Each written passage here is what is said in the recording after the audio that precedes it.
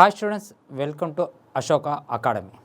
So ఇప్పుడు యూట్యూబ్లో ఈ యొక్క వీడియో చెప్పడానికి వన్ ఆఫ్ ది రీజన్ ఏంటంటే మనకి నెక్స్ట్ సండే ఈ సండే కాక నెక్స్ట్ సండే మనకి 100 మార్క్స్ కంప్లీట్గా 100 మార్క్స్కి మనకి ఒక ఎగ్జామ్ ఉంటుందమ్మా. ఈ 100 మార్క్స్లో 70 మార్క్స్ అనేది కంప్లీట్గా ఆర్థమెటిక్. నెక్స్ట్ సండే మనకి ఎగ్జామ్ ఉంటుంది. 70 మార్క్స్ కంప్లీట్గా ఆర్థమెటిక్. ఒక 30 మార్క్స్ మనకి అశోక్ సార్ది తెలంగాణ మూమెంట్ సంథింగ్ హిస్టరీ అనేది 30 మార్క్స్. టోటల్ 100 మార్క్స్ ఎగ్జామ్ ఉంటుంది. ఎటువంటి ఫీజు అనేది ఏమీ లేదు, ఎవ్రీ వీక్ ఉంటుంది. సో ఈ 70 మార్క్స్ క్వశ్చన్ మాత్రం అయితే మీరు ఊహించరమ్మా. అంటే ఖచ్చితంగా రేపు వచ్చే ఎగ్జామ్ ప్యాటర్న్ ఏ విధంగా అయితే ఉంటుందో అదే విధంగా క్వశ్చన్ పేపర్ అనేది ఉంటుంది. అంటే మీరు ఒకసారి ఇక్కడ మీరు అబ్జర్వ్ చేస్తే, అంటే ఇక్కడ మీరు ఒకసారి చూసుకుంటే ఎట్లా ఉంటుంది అంటే అన్ని ఇన్స్టిట్యూట్లలో పెట్టే ఎగ్జామ్ టైప్లో ఉండదు, చాలా డిఫరెంట్గా ఉంటుంది క్వశ్చన్ పేపర్ అనేది. అంటే ఎగ్జామ్ పేపర్కి మీకు ఏమైనా లింక్ ఉందా సార్, లేకపోతే మీరు వాళ్ళు ఏమైనా ఫ్రెండ్సా సార్ అంటే కాదమ్మా. నేను ఎప్పుడు కూడా లాస్ట్ టైం కాకుండా 2022లో కూడా నేను మీకు చాలా రోజుల నుంచి కూడా నేను చెప్పాను, నీకు ఇంతకుముందు చెప్పాను కొన్ని వాటిలలో. ఏమని చెప్పాను, ఈసారి మైనస్ మార్క్స్ ఉంటాయి, ఖచ్చితంగా ప్రిలిమ్స్లో మైనస్ మార్క్స్ ఉంటాయని ఏ విధంగా అయితే చెప్పినో అదేవిధంగా ప్రిలిమ్స్లో కూడా మైనస్ మార్క్స్ ఉంటాయి. ప్రిలిమ్స్ అయిపోయిన తర్వాత కూడా నేను చెప్పాను ఖచ్చితంగా మెయిన్స్ మాత్రం ఊహించని విధంగా ఉంటుంది క్వశ్చన్ పేపర్ అన్న, అదే విధంగా ఉంది. ఇప్పుడు కూడా నేను చెప్పేది ఏంటి అంటే రేపు ఎస్ఐ ఎగ్జామ్ ప్రిలిమ్స్ కానీ కానిస్టేబుల్ ప్రిలిమ్స్ కానీ క్వశ్చన్ పేపర్ ప్యాటర్న్ అనేది చేంజ్ కాబోతుంది. చేంజ్ అంటే ఏం లేదు, సిలబస్ చేంజ్ కాదు, అది కాదు, ప్యాటర్న్ చేంజ్ కాబోతుంది. ఆ ప్యాటర్న్ ఎలా ఉంటుందంటే రేపు మీరు వచ్చి ఈ క్వశ్చన్స్ చూడండి, మీకు కంప్లీట్గా డెఫినెట్లీగా మీకు అర్థమవుతుంది ప్యాటర్న్ అనేది ఏంటి. మీరు ఇన్ని రోజులు రాసే క్వశ్చన్ పేపర్కి రేపు రాసే క్వశ్చన్ పేపర్కి చాలా డిఫరెన్స్ ఉంటుంది. సో నెక్స్ట్ సండే రోజు ఎగ్జామ్ ఉంది, ఖచ్చితంగా చూడండి అమ్మా, 100% రాండి. అది ఎక్కడ అంటే మనకి దిల్షునగర్లో రాజధాని థియేటర్ బిల్డింగ్లో మనకి అశోక్ అకాడమీ అనే ఉంటుంది. సో అక్కడికి వచ్చి మీరు 100 మార్క్స్ క్వశ్చన్ పేపర్ రాయండి. 100 మార్క్స్ క్వశ్చన్కి ఎగ్జామ్ ఉంటుంది. సో ఈ ఎగ్జామ్ కంప్లీట్గా ఫ్రీ, ఎటువంటి ఛార్జ్ అనేది ఏమీ లేదు. మీకు ఖచ్చితంగా డెఫినెట్లీగా అన్నిటికంటే డిఫరెంట్ ఉంటుందమ్మా. మీరు బయట రాసే ఎగ్జామ్కి రేపు రాసే ఎగ్జామ్కి చాలా డిఫరెంట్. సో డిఫరెంట్గా అంటే చాలా టఫ్ ఇస్తారు. ఎప్పుడు కూడా నేను ఎగ్జామ్ పేపర్ తయారు చేస్తే టఫ్ ఇవ్వను, పిల్లల్ని కూర్చోపెడతా 100% ఇది. సో రేపు అనేది ఎగ్జామ్ అనేది ఉంది. సో అందరు రండి, యూజ్ చేసుకోండి. అసలు ఎగ్జామ్ ప్యాటర్న్ ఏ విధంగా ఉండకపోతే డెఫినెట్లీగా మీకు ఎంతటి వాళ్ళైనా సరే ఒకసారి ఎంత చదువుకున్న వాళ్ళైనా సరే ఒకసారి రేపు వచ్చిన తర్వాత మీకు తెలుస్తుంది ఎగ్జామ్ ప్యాటర్న్ ఏ విధంగా చాలా డిఫరెంట్గా ఉంటుంది. మనకి అన్ని ఇన్స్టిట్యూట్లో మీరు సండే రోజు రాసిన ఎగ్జామ్కి రేపు మన అశోక అకాడమీలో రాసే ఎగ్జామ్కి చాలా డిఫరెంట్గా ఉంటుంది. డెఫినెట్లీగా అది మీకు రేపు ఎగ్జామ్ పేపర్లో తెలిసిపోతుంది. సో అది చెప్పే క్యాపబిలిటీ కూడా ఉండాలి ఫ్యాకల్టీలకి. మళ్ళీ అదొకసారి క్వశ్చన్ ఆలోచించుకోండి ఒకసారి. సో నేను చెప్పింది 70 మార్క్స్ క్వశ్చన్ ఇచ్చి పడేస్తే గొప్ప కాదమ్మా. ఏ ఇన్స్టిట్యూట్లో అయినా కానీ మీకు క్వశ్చన్ పేపర్ తయారు చేస్తారు. క్వశ్చన్ పేపర్ తయారు చేస్తే మళ్ళీ ఆ చెప్పే క్యాపబిలిటీ వాళ్ళకు ఉండాలి, అంత సత్తా వాళ్ళకు ఉండాలి, మళ్ళీ అది వాళ్ళకు అర్థం కావాలి, ఆ విధంగా ఉండాలి. మళ్ళీ క్లాస్ రూమ్లో చెప్పే విధానము ఒకటి, ఎగ్జామ్లో ఇచ్చే విధానము ఒకటి. నీకు క్లాస్ రూమ్లో చెప్పే విధానం వేరు, ఎగ్జామ్కి ఇచ్చే మీకు సండే ఎగ్జామ్లో ఇచ్చే విధానం వేరే అయితే మళ్ళీ ఈ క్లాస్ రూమ్కి పోవడం ఎందుకు, ఆ ఇన్స్టిట్యూట్లో జాయిన్ కావడం ఎందుకు, ఎగ్జామ్ పెట్టేదే ఎందుకు, అన్ని ఇన్స్టిట్యూట్ వాళ్ళు ఎగ్జామ్ పెట్టేదే ఎందుకు, వాళ్ళ ఇన్స్టిట్యూట్లో జాయిన్ కావడానికే కదా ఎగ్జామ్స్ పెట్టేది. అంటే క్లాస్ రూమ్లో ఏమో అన్నీ జూజూబీ క్వశ్చన్లు చెప్పి ఎగ్జామ్లోనేమో తోపు క్వశ్చన్లు ఇస్తే ఏడ మ్యాచ్ అవుతుందమ్మా, అవునా కదా. మళ్ళీ ఆ జూజూబీ క్వశ్చన్లు చెప్పినా కూడా ఎట్లా ఉండాలి, ఒక పర్ఫెక్ట్గా ఉండాలి. మళ్ళీ వేరే హై లెవెల్ క్వశ్చన్స్ చెప్పినా కూడా చేసే విధంగా ఉండాలి. ఇక్కడ క్లాస్ రూమ్లో ఏమో జూజూబీ క్వశ్చన్లు చెప్తారు, నాన్ మ్యాథ్స్ వాళ్ళని టార్గెట్ చేసుకుంటా. ఇక్కడ ఎగ్జామ్లోనేమో బాగా చదువుకునేటోళ్ళని టార్గెట్ చేస్తారు. ఎందుకు అంటే ఈడ ఎగ్జామ్ రాస్తారు, వాళ్ళ యొక్క నెంబర్స్ అవన్నీ తీసుకొని రేపు వాళ్ళకి జాబ్ రాగానే మా దగ్గరకు వచ్చి ఎగ్జామ్ రాసిండు అందుకే వాళ్ళకి జాబ్లు వచ్చినాయి, ఇదంతా మా ఇన్స్టిట్యూట్ యొక్క గొప్పతనం అని ఇదంతా సోదేసుకుంటూ ఉంటారు. మళ్ళీ క్లాస్ రూమ్లో చెప్పే వాళ్ళే అంతా ఏంటిది అంటే క్లాస్ రూమ్లో చెప్పే వాళ్ళకి జాబులు రావు అనమాట, అంటే ఎగ్జామ్లో రాసే వాళ్ళకే జాబులు వస్తాయి అన్నమాట. అంటే అర్థమైంది, ఇక్కడ మీకే అర్థం కావాలి స్టూడెంట్స్. ఒకసారి ఆలోచించండి, మీకు ఎగ్జామ్ వస్తే ఎగ్జామ్ ఎవ్రీ వీక్ పోయి ఎగ్జామ్ రాస్తే జాబులు రావమ్మా. ఆ ఎగ్జామ్లో రాసిన క్యాపబిలిటీ అంత స్టాండర్డ్గా నేర్చుకోవాలి, అప్పుడే కదా మీకు జాబ్ వచ్చేది. బాగా ఈ ఒక్క పాయింట్ ఆలోచించుకోండి, బాగా ఆలోచించుకోండి. ఏం ఆలోచించుకోండి, క్లాస్ రూమ్లోనేమో జూజూబీ లెక్కలు చెప్తారు, క్లాస్ రూమ్లో అన్ని జూజూబీ లెక్కలు చెప్తారు, ఎగ్జామ్ కాల్కి వచ్చేసరికి స్టఫ్ చాలా పెద్ద పెద్ద లెక్కలు ఇస్తారు. మీరు పోయి చాలామంది స్టూడెంట్స్ ఏం చేస్తారు, అది రాయగానే ఈ క్లాస్లో కూడా ఈ విధంగానే చెప్తారు అనుకుంటారు, కానీ క్లాస్ రూమ్లో చెప్పేసరికి క్లాస్ రూమ్లో మొత్తం వాళ్ళ టార్గెట్ నాన్ మ్యాథ్స్ స్టూడెంట్స్నే వేసేస్తారు, మొత్తం టార్గెట్ నాన్ మ్యాథ్స్. మళ్ళీ నాన్ మ్యాథ్స్ స్టూడెంట్స్కి అర్థం కావాలంటే నువ్వు పెద్ద పెద్ద లెక్కలు చెప్తే వాళ్ళకి అర్థం కాదు, వాళ్ళకి అర్థం కాకపోయేసరికి బయటికి పోయి వీళ్ళు అంతా గలీజ్గా చెప్తారు, అంతా వేరు అంటారు. అంటే క్లాస్ రూమ్లో అన్ని చిన్న చిన్న లెక్కలు చెప్తారు, ఎగ్జామ్కి వచ్చేసరికి పెద్ద పెద్ద లెక్కలు ఇస్తారు. మళ్ళీ పెద్ద పెద్ద లెక్కలు ఇచ్చే మళ్ళీ ఇది ఈ ఎగ్జామ్ రాసేట ఈ పెద్ద పెద్ద లెక్కలు చేసేటోళ్ళు ఎవరు, బాగా చదువుకునేటోడు మళ్ళీ మ్యాథ్స్ స్టూడెంట్ అయ్యి ఉంటాడు అనుకుంటారు అందరూ. మళ్ళీ వాళ్ళకి జాబ్ వస్తుంది, వాళ్ళకి జాబ్ రాగానే వాళ్ళకు ఫోటో, ఇది మా యొక్క ఎగ్జామ్ రాయడం వల్ల ఈ జాబ్ వచ్చింది అంటే వీళ్ళు మా స్టూడెంట్స్. ఇది ఒక టైప్ ఆఫ్ మొత్తం ఒక మాయ అనమాట, ఒక పెద్ద మాఫియా లాగా అనమాట. ఇది కంప్లీట్గా అయితే ఆంధ్రాలో అయితే ఇంకా ఘోరంగా నడుస్తుంది ఇదైతే. సో గుర్తుంచుకోండి అమ్మా, అట్లా అయితే మాత్రం అయితే దానికి తెర దింపడానికే రేపు సండే రోజు ఒక ఎగ్జామ్ ఉంది 100 మార్క్స్కి, 70 మార్క్స్కి ఏమో కంప్లీట్గా ఓన్లీ ఆర్థమెటిక్ ఒక 30 మార్క్స్ అనేది తెలంగాణది. సో ఈ 70 మార్క్స్లో చూడండి మీరు ఎంతగానో చేయగలుగుతారో, ఏ విధంగా చేయగలుగుతారో అనేది ఒకసారి చూడండి. ఆ క్యాపబిలిటీ ఏ విధంగా అయితే క్వశ్చన్ పేపర్ క్యాపబిలిటీ తయారు చేసింది నేనే, ఏదైతే తయారు చేశానో అదే క్యాపబిలిటీలో నేను క్లాస్ రూమ్లో కూడా అలాగే చెప్తాను. గుర్తుంచుకోండి, చాలా ఇన్స్టిట్యూట్లలో మీకు తెలియని విషయం ఏంటంటే ఎగ్జామ్ పేపరు ఎప్పుడు కూడా గుర్తుపెట్టుకోండి, ఆ సార్లు వాళ్ళున్న సార్లు తయారు చెయ్యరు, క్లాసులు చెప్పే సార్లు తయారు చేయరు. చాలా ఇన్స్టిట్యూట్లలో ఎగ్జామ్ పేపర్ తయారు చేయడానికి ఎవరికో కొంతమందికి డబ్బులు ఇచ్చి వాళ్ళ చేత ఎగ్జామ్ పేపర్ తయారు చేపిస్తారు అంతే. వాళ్ళు ఎలా తయారు చేస్తారు, దాంట్లో కొన్ని దీంట్లో కొన్ని ఒక అన్నీ ఉంటాయి కదా, బయట ఒక డబ్బా పెట్టుకొని దాంట్లో కొన్ని ఒక మిక్చర్ తయారు చేస్తారు కదా, దాంట్లో కొన్ని క్వశ్చన్లు దేవులాడి మీకు ఇచ్చేస్తాడు. అసలు ఆ ఎగ్జామ్ పేపర్ తయారు చేయాలంటే ఫస్ట్ క్వశ్చన్లో ఎలా ఉండాలి, సెకండ్ క్వశ్చన్లో ఎలా ఉండాలి, నేను చెప్పిన పిల్లలకి ఏ విధంగా ఉండాలి, ఎట్లా ఉంది, నేను క్లాస్లో ఈ టైప్లో చెప్పాను వీళ్ళకి ఇట్లా, అది లేదు. చెప్పే సారు వేరు, ఎగ్జామ్ పేపర్ తయారు చేసే వేరు, ఎక్స్ప్లెయిన్ చేసేవాళ్ళు వేరు. చాలా అంటే చాలా కంప్లీట్గా రాంగ్ అమ్మ ఇదంతా. దీనివల్ల ఏం లేదు, ఇదంతా ఉంది. ఎగ్జామ్లో రాసి చాలా ఇన్స్టిట్యూట్లు ఇప్పుడు జరిగే అంతా ఇదే. ఈ ఎగ్జామ్ పేపర్ రాసేటప్పుడు మీ దగ్గర అన్నీ తీసుకుంటారు, మీ యొక్క ఫోన్ నెంబర్లు అవి ఇవి అన్నీ తీసుకొని బాగా చదువుతున్న వాళ్ళు రెగ్యులర్గా వాళ్ళకి ఎక్కువ మార్కులు వస్తే వాళ్ళని వాళ్ళతోటి బాగా టైఅప్ అయిపోయి వాళ్ళతో కలిసి వాళ్ళతోటి బాగా ముచ్చట్లు పెట్టి అవి పెట్టి వాళ్ళ ఇన్స్టిట్యూట్లోకి తీసుకొని వాళ్ళకి సకల ఫెసిలిటీస్ ఇచ్చి ఫీజ్ కన్సెషన్స్ ఇచ్చి ఇట్లా ఇచ్చి అన్నీ చేసి వాళ్ళకంతా చేసి రేపు జాబ్ రాగానే మా ఇన్స్టిట్యూట్ వల్లనే మేము చెప్పిన క్లాస్ వల్లనే వీళ్ళకి జాబ్ వచ్చింది అంటారు. అంటే వీళ్ళు నొక్కలనే టార్గెట్ చేసి దాదాపు ఒక 100 అడ్మిషన్లు 200 అడ్మిషన్లు కొట్టేస్తారు. అంటే మీకు అర్థం కావట్లేదు. అదే స్టూడెంట్స్ కంప్లీట్గా అంతా వేరే విధంగా ఆలోచిస్తారు.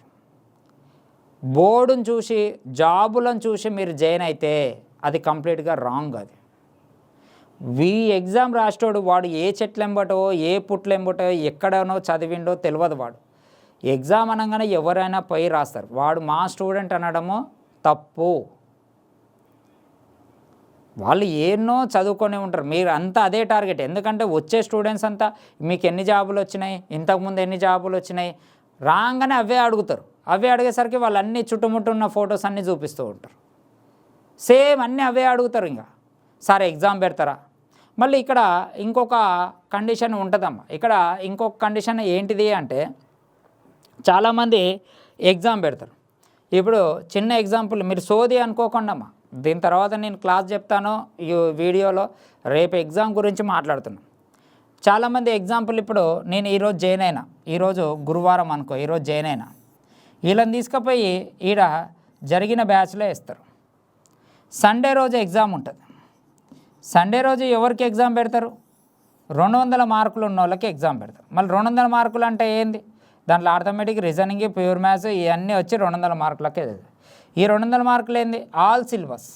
ఏంటిది? All syllabus. మళ్ళీ గురువారం జాయిన్ అయినాడు వీడు ఇది రాస్తాడా? ఎప్పుడైనా ఆలోచించరా? కనీసం స్టూడెంట్స్ కనీసం ఆలోచిస్తుర్రా? ఒక చిన్న ఫోన్ కొనేటప్పుడు దాని జీబీ ఎంత, ర్యామ్ ఎంత అన్నీ నేర్చుకుంటారే. మళ్ళీ ఒక ఇన్స్టిట్యూట్లో జాయిన్ అయ్యేటప్పుడు అసలు ఏం జరుగుతుందో అక్కడ ఏం తెలుసుకోరా మీరు? ఏం తెలుసుకోరా? అసలు ఏంది, అసలు మనం ఏం చేస్తున్నాము ఆర్థమెటిక్ గురించి? ఆర్థమెటిక్ని టార్గెట్ చేసేది మొత్తం నాన్ మ్యాథ్స్ స్టూడెంట్స్ని టార్గెట్ చేస్తారు. వాళ్ళకన్నీ చిన్నపిల్లల లెక్కలు చెప్తారు అర్థం కావాలి అని. మళ్ళీ జాబ్ వచ్చేదంతానేమో బాగా చదివేటోళ్ళని టార్గెట్ చేస్తారు. వాళ్ళని చూసి వీళ్ళని ఎరేస్తారు. అది మీకు తెలిసే వరకలా మీకు దాదాపు మీ జీవితం సగం పోతుంది. బాగా గుర్తుంచుకోండి. మీరంతా ఒక మాయలో ఉంటారు. ఈ ఇన్స్టిట్యూట్ పోతే జాబ్ వస్తుంది, అది తప్పు. మీరు నేర్చుకున్న విధానం డిఫరెంట్గా ఉండాలి, చెప్పే ఫ్యాకల్టీలు డిఫరెంట్గా ఉండాలి. మళ్ళీ వీళ్ళ సంగతి ఏంది? వీడు గురువారం వీడు ఈ 200 మార్కులు చేయాలంటే వీడికి ఇంకొక 6 నెలలు పడుతుంది. మళ్ళీ 6 నెలల దాకా వీడికి ఇదే 200 మార్కులతో ఎగ్జామ్ పెడతా ఉంటారు. ఎక్కడ సూటబుల్ అవుతుందా? ఓసారి ఆలోచించండి మీరే. నేనేదో వేరే వాళ్ళని చెప్తున్నాను కాదు, మీరు ఆలోచించండి ఒకసారి. ఏం జరుగుతుంది అసలు? సాయంత్రం అది ఆదివారం కాగానే సంఖలో ప్యాడ్ పెట్టుకొని యుద్ధానికి వెళ్తున్నట్టు, యుక్రెయిన్ రష్యా యుద్ధం జరుగుతున్నప్పుడు రష్యా సైనికులు యుక్రెయిన్ మీద, యుక్రెయిన్ సైనికులు రష్యా మీద పోయినట్టు సంఖలో ప్యాడ్ యుద్ధానికి వెళ్తారు. కానీ అసలు ఇక్కడ మీరు ఏం చదువుతుర్రు, ఏం రాస్తుర్రు, మీకు చెప్పిన క్వశ్చన్లు ఏంటి? ఓన్లీ నేను ఆర్థమెటిక్ గురించి చెప్తున్నా. మీకు ఏ విధంగా క్వశ్చన్లు చెప్పారు, ఎట్లాంటి క్వశ్చన్లు చెప్పారు, క్లాస్ రూమ్లో ఎగ్జామ్లో ఏ విధంగా క్వశ్చన్లు అడుగుతారు? అసలు క్వశ్చన్ పేపర్ తయారు చేస్తుంది సారేనా, వేరే సార్ తయారు చేస్తుండా? వేరే సార్ తయారు చేస్తే 5వ క్వశ్చన్ నెంబర్ మీద ఎందుకు ఈ క్వశ్చన్ వేసిండు? అదంతా సైకాలజికల్గా డిపెండ్ అయి ఉంటుంది.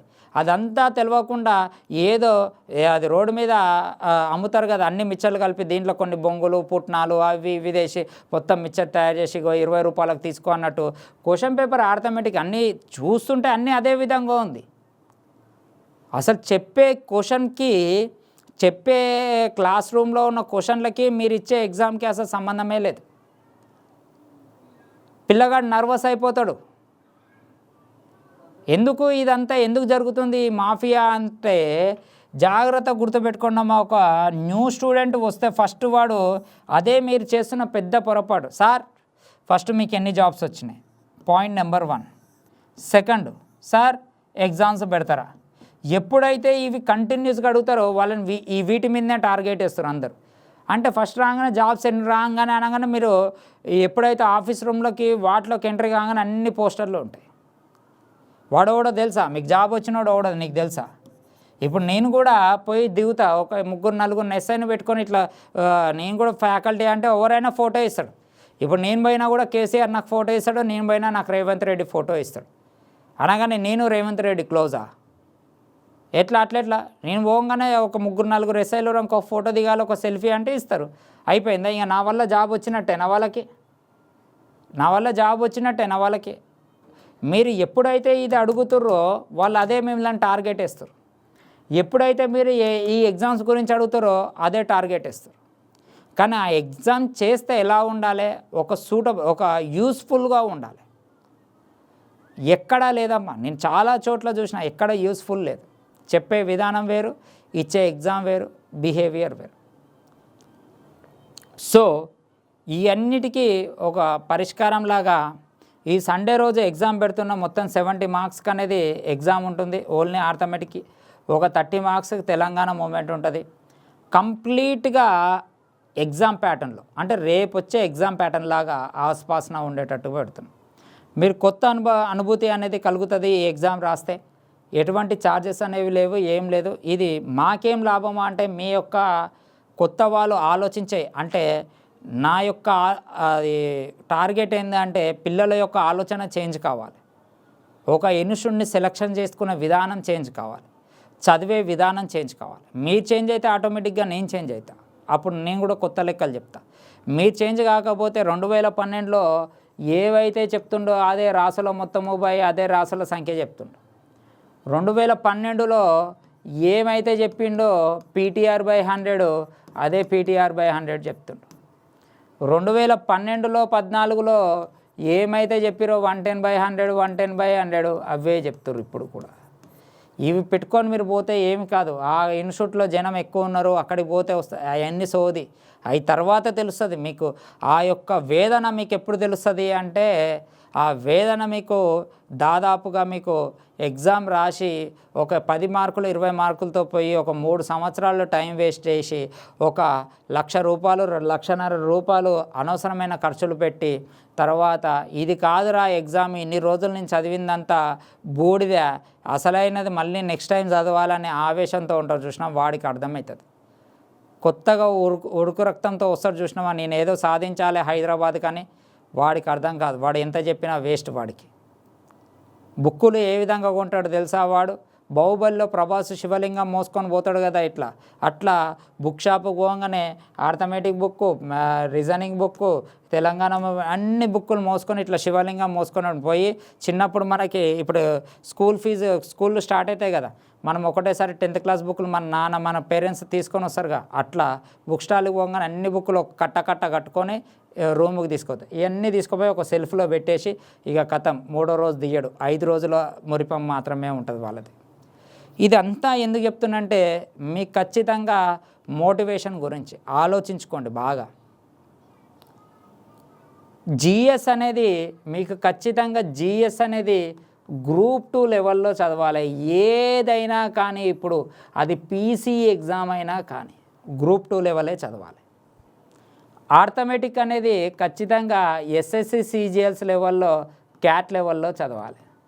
ఎవరో చెప్తారు ఎందుకు క్యాట్ లెవెల్ పనికిరాని క్యాట్ లెవెల్ ఎందుకు అది ఇదని. వాళ్ళకేం తెలియదు, వాళ్ళకి అడ్మిషన్ వస్తే చాలు. వాళ్ళకేం తెలుసు, అడ్మిషన్ అయిపోయిందో ప్రశాంతంగా కూర్చుంటారు. పోయే జాబులు మీవి. వాళ్ళదేనమ్మా, నువ్వు ఒక 15,000 కడతావు, చల్లగా కూర్చుంటారు, గల్లాలు వేసుకుంటారు, కూర్చుంటారు. చదివితే క్యాట్ లెవెల్లో ఇట్లా చదవాలి. రీజనింగ్ అనేది బ్యాంక్ PO లెవెల్లో చదవాలి. నువ్వు ఇది చదవకుండా అసలు రాకండి, కాంపిటేటివ్ ఎగ్జామ్కి అనేదే రాకండి. అసలు ప్రశాంతంగా ఏదో ఒక జాబ్ చేసుకోండి.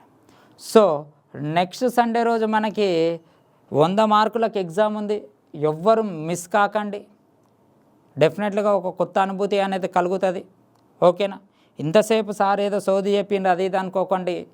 ఒకసారి ఆలోచించుకోండి, మీకు మీరు ఆలోచించుకోండి. ఎవరిని విమర్శిస్తలేను నేను. ఎవరిని విమర్శిస్తున్నా అంటే స్టూడెంట్నే విమర్శిస్తున్నా.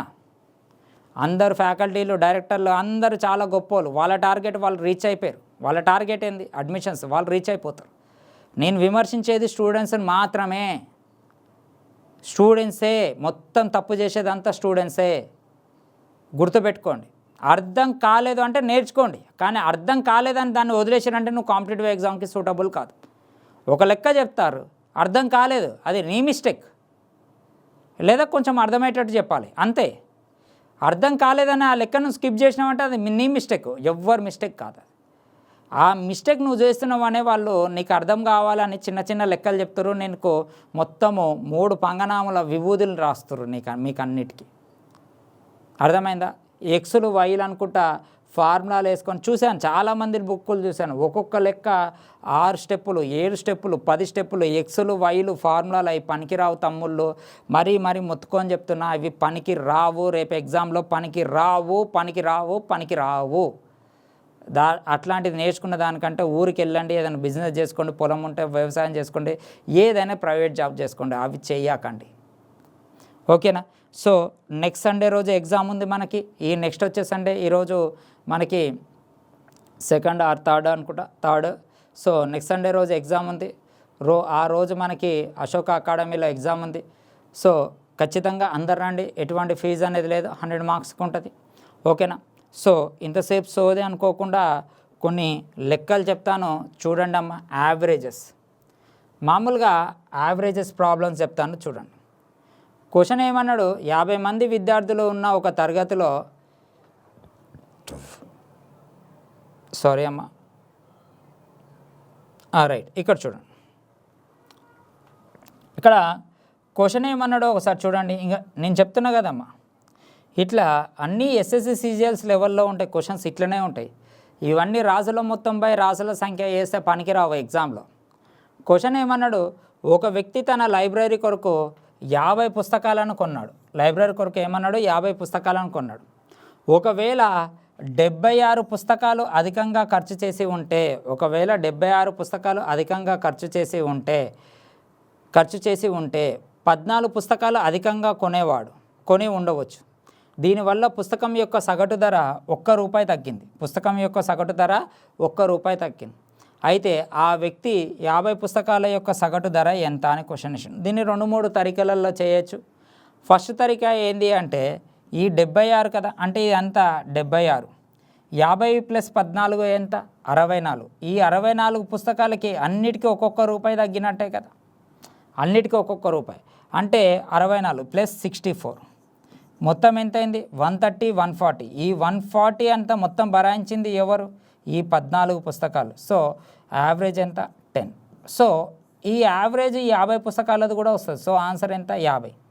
ఒకటి గుర్తుపెట్టుకోండి అమ్మ, 1 మార్క్ క్వశ్చన్ 1 మార్క్ లాగానే ఉంటుంది. సార్ ఇలా నాకు అర్థం కాలేదు, ఇంకొకటి చెప్తాను చూడండి. ఈ 50 పుస్తకాలు కదా, మామూలుగా ఎంత, 50.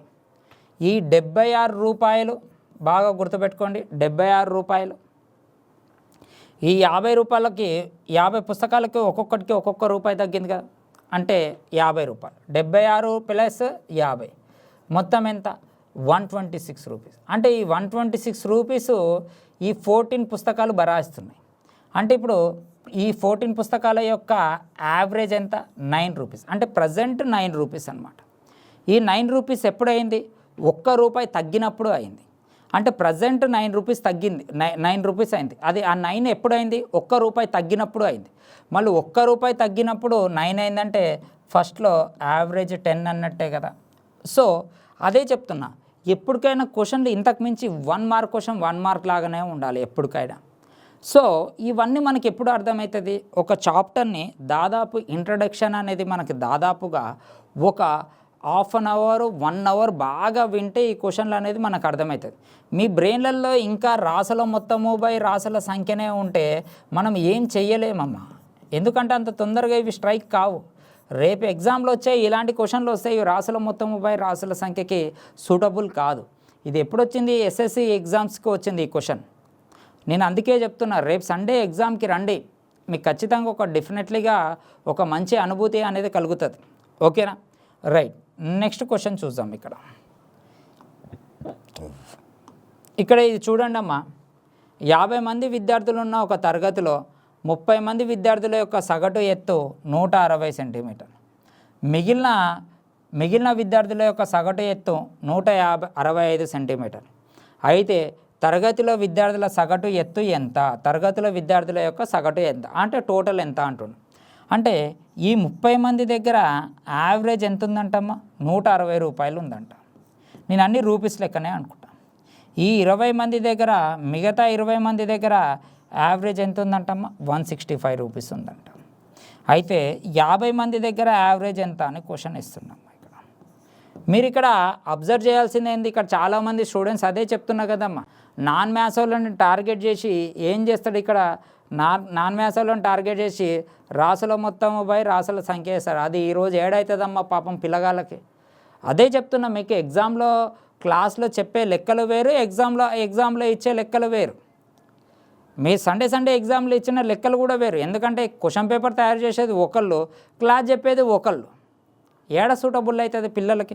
ఆ క్వశ్చన్ పేపర్ తయారు చేసేటోడికి ఏం తెలుసు, ఈసారి ఎలా చెప్పాడో వాళ్ళు ఎలా రిసీవ్ చేసుకుంటారో ఏం తెలియదు.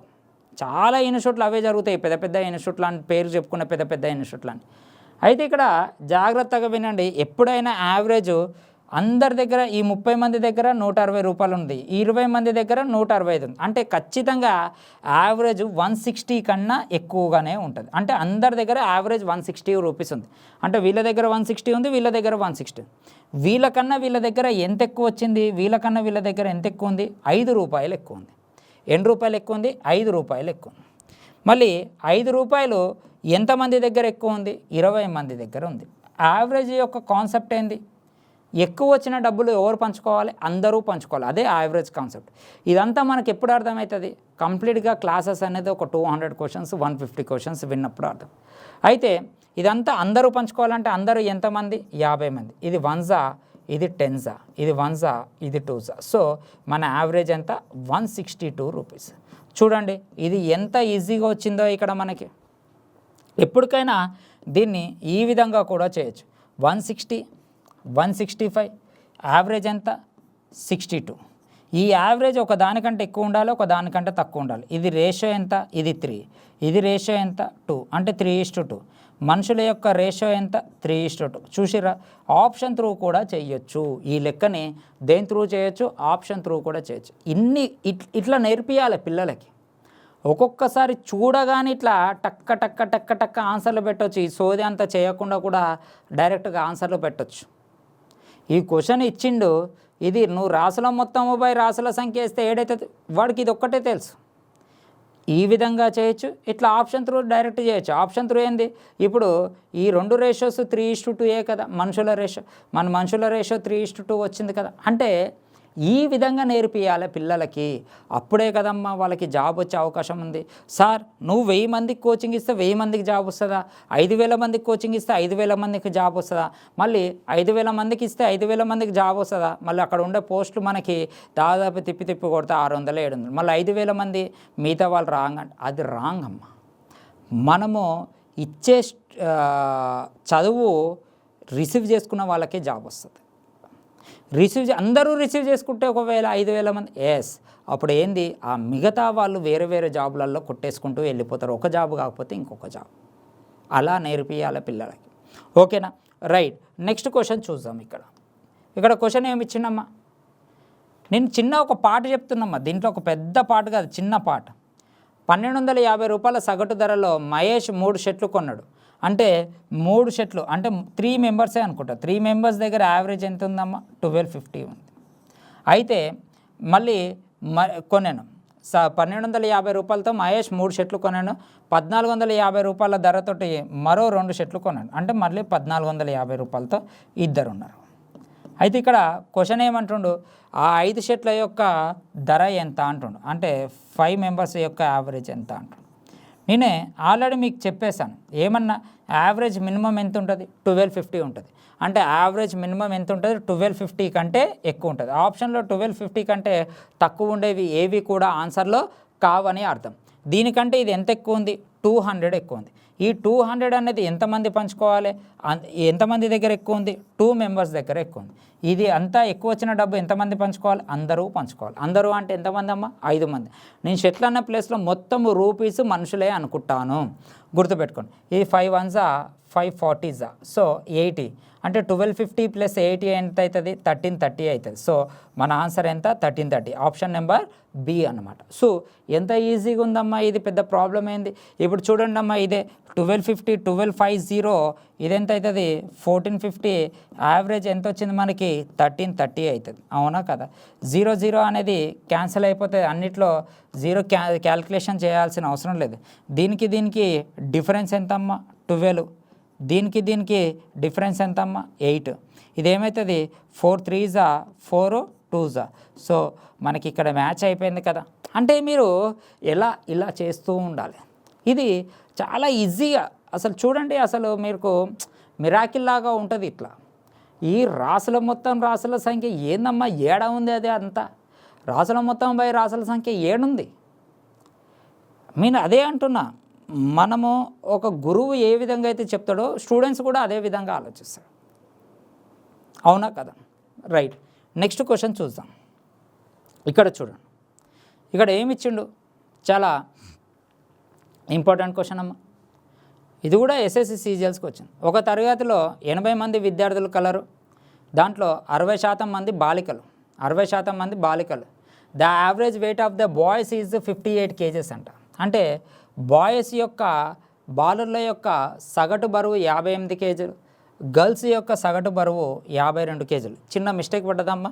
ఇది 58 kgs అని ఉండాలి బాయ్స్ది, గర్ల్స్ది 52 kgs అన్నాను. అయితే what is the average weight of the old classes అంటారు, అంటే మొత్తం క్లాసుల యొక్క సగటు బరువు ఎంత అంటాం. సో మళ్ళీ ఇవి పాయింట్స్లో ఉన్నాయి, ఏడైతుంది సూటబుల్, ఏడైతుంది మీకు అంటే జాగ్రత్తగా వినండి. గర్ల్స్కి అంటే యావరేజ్ ఖచ్చితంగా 52 కంటే ఎక్కువ ఉండాలి. సో ఆన్సర్ అందుకే 52 కంటే ఎక్కువ ఉందమ్మా. నేను చెప్తున్నా కదా, న్యాచురల్గా చేయాలి. ఇవి పెద్ద పెద్ద లెక్కలు కాదు, చాలా చిన్న లెక్కలు చెప్తున్నా కదా, చాలా చాలా చిన్న లెక్కలు. ఈ చిన్న లెక్కలని కూడా మీరు చాలామంది రాసుల మొత్తం బై రాసుల సంఖ్య వేస్తారు. అంటే ఎగ్జామ్ పాయింట్ వేలో వచ్చేవి ఏ విధంగా ఉంటాయో ఒకసారి చూసుకోండి, మీరు ఆలోచించుకోండి, ఓకేనా. ఇక్కడ చాలామంది దీంట్లో 60% అనుకుంటారు, 80లో 60% అనుకుంటారు. 80లో 60% అంటే 48. ఇదంతా సోది, ఇదంతా చేయొద్దు, ఎగ్జామ్లో అవసరం లేదు. ఇది 60% కదా, 60 మెంబర్స్ దగ్గర 60% కూడా అనుకోకండి, 6 మెంబర్స్ అనుకున్నా సరిపోతుంది. 60 మెంబర్స్ దగ్గర యావరేజ్ ఎంత ఉందమ్మా, ఇది ఎవరు బాలికలు 60% అంటే గర్ల్స్ యొక్క యావరేజ్ ఎంత, 60% యొక్క యావరేజ్ ఎంత 52. అంటే మిగతాది ఎవరు బాయ్సే కదా. 40 మెంబర్స్ యొక్క యావరేజ్ ఎంత 58, అంతే కదా, 58 ఇచ్చిండు, చిన్న మిస్టేక్ అయింది. అంటే యావరేజ్ ఖచ్చితంగా 52 కంటే ఎక్కువ ఉండాలి. ఎంత ఎక్కువ ఉంది, 6 ఎక్కువ ఉంది. అది ఎంతమంది దగ్గర, 40 మెంబర్స్ దగ్గర. ఇది ఎవరు పంచుకోవాలి, 100 మంది అందరూ పంచుకోవాలి. 0 0 క్యాన్సల్. ఇప్పుడు 0 0 క్యాన్సల్ అంటే ఇది ఏమవుతుంది, ఇది 2 సరే, ఇదంతా 2 ఎందుకు, 24/10 అంటే 2.4 అంటే ఎంత వస్తుంది, 54.4. సో మన ఆన్సర్ ఎంత, 54.4. ఎంత ఈజీగా వచ్చింది చూడండి మీరు ఒకసారి. మళ్ళీ ఇదే మెథడ్ కనుక మీరు ఆప్షన్ త్రూ చేయండి ఒకసారి. 52, 58, 54.4 అంటే దీన్ని 544 తీసుకో, ఇట్లా తీసుకో, ఇక ఈజీ అయిపోతుంది. రేషియో 6:4 వస్తే అదే మన ఆన్సర్. చూడండి అమ్మా, నేనెంత సార్, మీరంటే ఈజీగా చెప్పగలుగుతారు, మీరంటే ఫ్యాకల్టీలు, లేదమ్మా పిల్లలకు కూడా ఇలాగే నేర్పియాలి. ఇది 5G కాలమా అమ్మ, చైనా 10Gలో ఉందంట, బయట దేశాల్లో ఎక్కడనో 6G ఏదో నడుస్తుందంట. నువ్వు ఇంకా 1G డేటా కాడ, 2G కాడ, ఇంకా 3G కాడ నడిస్తే పని జరగదు ఇది, అవునా కాదు. రైట్, నెక్స్ట్ క్వశ్చన్ చూద్దాం. ఇక్కడ చూడండి, ఇది 55 మంది, 60 మంది, 45 మంది విద్యార్థులు కలిగిన 3 వేరువేరు బ్యాచ్ల యొక్క సగటు మార్కులు 50, 55, 60 వచ్చింది. మళ్ళీ ఇందాక 2 ఇచ్చిండు, ఇప్పుడు మళ్ళీ 3 ఇచ్చిండు. మళ్ళీ అన్ని రాసుల మొత్తంపై రాసుల సంఖ్య అంటే ఈరోజు కాదు. ఇక ఏమని ఇచ్చిండు, 55, 60, 45 మంది విద్యార్థులు కలిగిన 3 వేరువేరు బ్యాచ్ల యొక్క సగటు మార్కులు. అంటే ఇక్కడ వాడు ఏమిస్తుండో ఒకసారి చూడండి. ఇక్కడ 55 మంది అంట, ఇక్కడ 60 మంది అంట, ఇక్కడ 45 మంది అంట. వీళ్ళ యొక్క యావరేజ్ 50, 55 తర్వాత 60 అంట. టోటల్ యావరేజ్ ఎంత అని క్వశ్చన్ అడుగుతున్నాం. అంటే యావరేజ్ ఖచ్చితంగా 50 కంటే ఎక్కువ ఉంటుంది, అందుకే ఆప్షన్లు అన్నీ 50 కంటే ఎక్కువ ఉన్నాయి. మళ్ళీ 50 ప్లస్ ఎంత ఎక్కువ ఉందమ్మా, ఇక్కడ 5 ఎక్కువ ఉంది. అట్లా ఎంతమంది దగ్గర, 60 మెంబర్స్ దగ్గర. మళ్ళీ ఇక్కడ నుంచి ఇక్కడ ఎంతమందికి ఎక్కువ ఉందమ్మా, 10 రూపీస్ ఎక్కువ ఉంది. అట్లా ఎంతమంది దగ్గర, 45 మెంబర్స్. ఎక్కువ వచ్చిన డబ్బులు ఎవరు పంచుకోవాలి, అందరూ పంచుకోవాలి. 100 ప్లస్ 60 అంటే 160. సో ఇది 300, అది 450. 300 ప్లస్ 450 ఎంత, 750, అవునా కదా.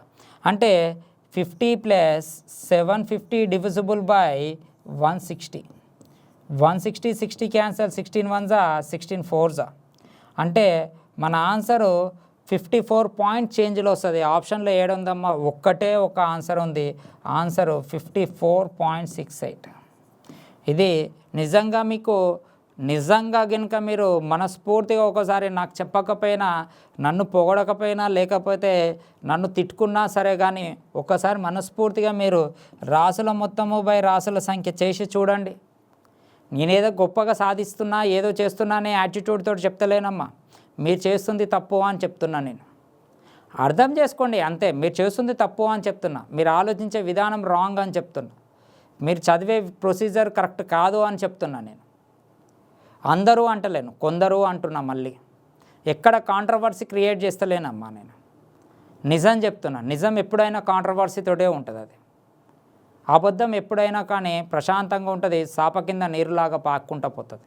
నిజం ఎప్పుడైనా కాంట్రవర్సీ లాగానే ఉంటుంది. అరే నీకు ఈ డ్రెస్ బాగాలేదు, నువ్వు చండాలంగా ఉన్నావు, వాడికి కోపం వస్తుంది. ఎందుకు తెలుసా, వాడిని నువ్వు తిట్టినట్టు. కానీ వాడు ఏం చెప్తుండు, నీ మంచి కోసం చెప్తుండు, బయట నిన్ను చూసి ఎగతాళి చేస్తారా. అదే వేరేవాడు వాడి స్వార్థం కోసము, అరే ఈ డ్రెస్సు సూపర్ ఉందిరా, చాలా బాగుంది, నాకు ఈరోజు పార్టీ లేదా, ఒక టీ కప్ టీ రా, వాడి స్వార్థం కోసం వాడిని నమ్ముతాడు వీడు. నిజం ఎప్పుడైనా కాంట్రవర్సీ లాగానే అనిపిస్తుంది. ఓకేనా, రైట్. నెక్స్ట్ క్వశ్చన్ చూడండి, ఇది చాలా ఇంపార్టెంట్ అమ్మ. ఇది ఏమిచ్చింది చూడండి, 35 మంది వ్యక్తుల యొక్క సరాసరి ఎంత అంటమ్మా 40. 35 సంవత్సరాల సగటు వయసు కలిగిన, అంటే 35 యావరేజ్ కలిగిన సగటు వయసు కలిగిన 5 మంది కొత్త వ్యక్తులు వారితో చేరారు. 5 మంది కొత్త వ్యక్తులు వారితో చేరారు. అయినా ఆ వ్యక్తులందరి యొక్క సగటు వయసు ఎంత అంటే మొత్తము 40 మంది. అంటే ఇప్పుడు మామూలుగా 35 మందే ఉన్నారమ్మా ఇక్కడ. ఇప్పుడు 5 మంది కొత్త వాళ్ళు వచ్చారు. అంటే ఈ 40 మెంబర్స్ యొక్క యావరేజ్ ఎంత అని క్వశ్చన్ అడుగుతాం. ఇప్పుడు నువ్వు రాసుల మొత్తం బై రాసుల సంఖ్య సూటబుల్ కాదమ్మా, చాలా ఈజీగా. ఇప్పుడు ఈ 35 మంది యావరేజ్ యొక్క కాన్సెప్ట్ ఏంది, వాళ్ళకి ఒక గ్యాంగ్ ఉంటుంది. ఆ గ్యాంగ్ యొక్క కాన్సెప్ట్ ఏంది, 35 మంది గ్యాంగ్ యొక్క కాన్సెప్ట్ ఏంది అంటే, వాళ్ళ ఎవడైనా కొత్తోడు వస్తే ఈ 40 రూపాయలైనా తేవాలి, లేదు అంటే 40 కన్నా ఎక్కువైనా తేవాలి. ఒకవేళ 40 రూపాయల కన్నా, అంటే ఈ 5 మంది కొత్త వాళ్ళు వచ్చారు కదా, వీళ్ళ గ్యాంగ్ యొక్క కాన్సెప్ట్ అంటే యావరేజ్ యొక్క మొత్తం కాన్సెప్ట్ ఏంటంటే, ఈ 5 మంది ఈ 35 మంది కొత్త వాళ్ళకి ఏం చెప్తారంటే, అరే నువ్వు వస్తేనేమో 40 రూపాయలు తీసుకొని రా, లేదు అంటే 40 కంటే ఎక్కువ తీసుకొని రా, అట్లయితేనే నువ్వు మా గ్యాంగ్లో చేరగాలి. ఎందుకన్నా అంటాడు. మళ్ళీ నువ్వు 40 కంటే ఎక్కువ తీసుకుంటేనేమో అందరం పంచుకుందాం, మళ్ళీ 40 తీసుకుంటే మాతో పాటు సమానంగా ఉంటావు. ఒకవేళ తక్కువ తీసుకొచ్చినాకో, ఈ 40 కంటే నువ్వు తక్కువ తీసుకొచ్చినావు అనుకో, అది మేము భరాయించాలి, అంటే ఆ నష్టం కూడా మేము భరాయించాలి. యావరేజ్ అంటే అర్థమైంది, లాభం వస్తే అందరూ పంచుకోవాలి, నష్టం వస్తే అందరూ భరాయించాలి, అదే యావరేజ్. కానీ ఈ 5 మంది ఏం చేసిర్రు, అన్ని మాటలు విని దొంగ మాటల్లాగా వినేసి మళ్ళీ 35 రూపాయలే తీసుకొచ్చారు.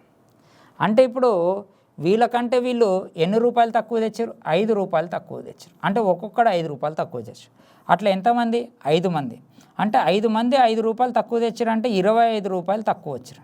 మళ్ళీ ఇప్పుడు ఈ 25 రూపాయలు ఎవరు భరాయించాలి, అందరూ భరాయించాలి. అందరూ అంటే ఎంతమంది, ఈ 35 మంది, ఈ 5 మంది 40 మంది. అంటే ఇప్పుడు యావరేజ్ ఎంత తగ్గిపోతుంది, 5/7 తగ్గిపోతుంది. అంటే 8 భాగాలలో 5 భాగాల యావరేజ్ తగ్గిపోతుంది. అంటే ఇప్పుడు మిగిలేదు ఎన్ని భాగాలు, 3/8. అంటే తగ్గిపోతుంది. అంటే ఆన్సర్ ఎంత, 39/3/8. ఇది ఆన్సర్. ఇంత ఈజీగా చేయొచ్చమ్మా ఈ లెక్కని. ఎప్పుడు ఇది ఒక చాప్టర్ని దాని యొక్క పుట్టు పూర్వతాలు మూలలతో సహా తెలుసుకుంటే ఏ లెక్క అయినా కాడే 1 మార్క్ క్వశ్చన్ 1 మార్క్ లాగానే ఉంటుంది. అర్థమవుతుందా.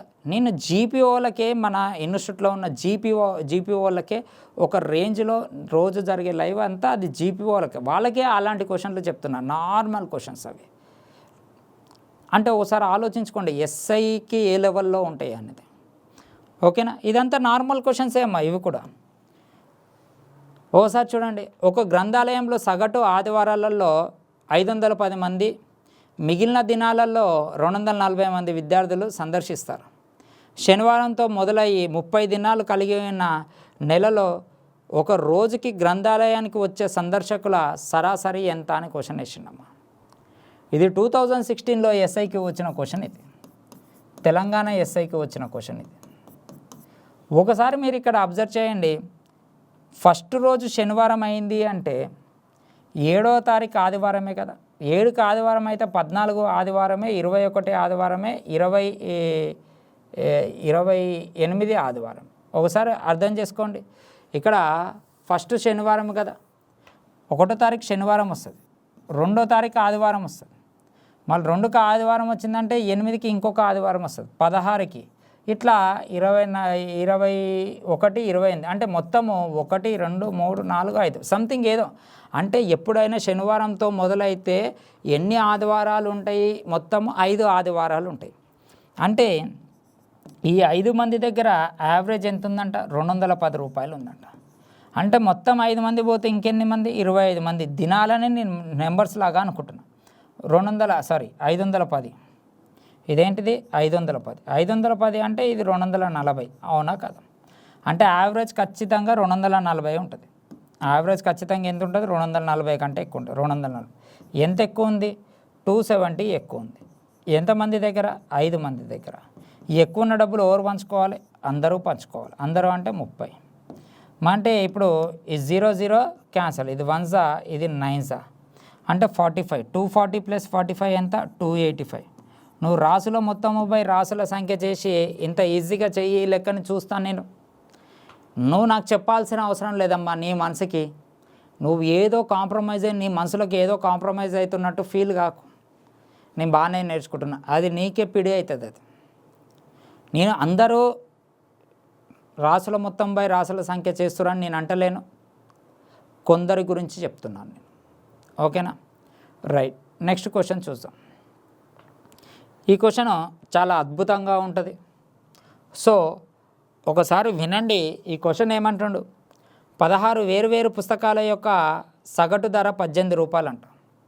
అంటే ఈ 16 మంది దగ్గర 18 రూపాయలు ఉంటాయి. ఎంత ఈజీగా ఉంటాయో చూడు, మనం ఆలోచిస్తే చాలా ఈజీ. 18 రూపాయలు ఉంటాయి ఒక్కొక్కరి. 16 పుస్తకాల సగటు ఖరీదు 16 రూపాయల 50 పైసలు. 14 పుస్తకాల సగటు ఖరీదు ఎంత అంట?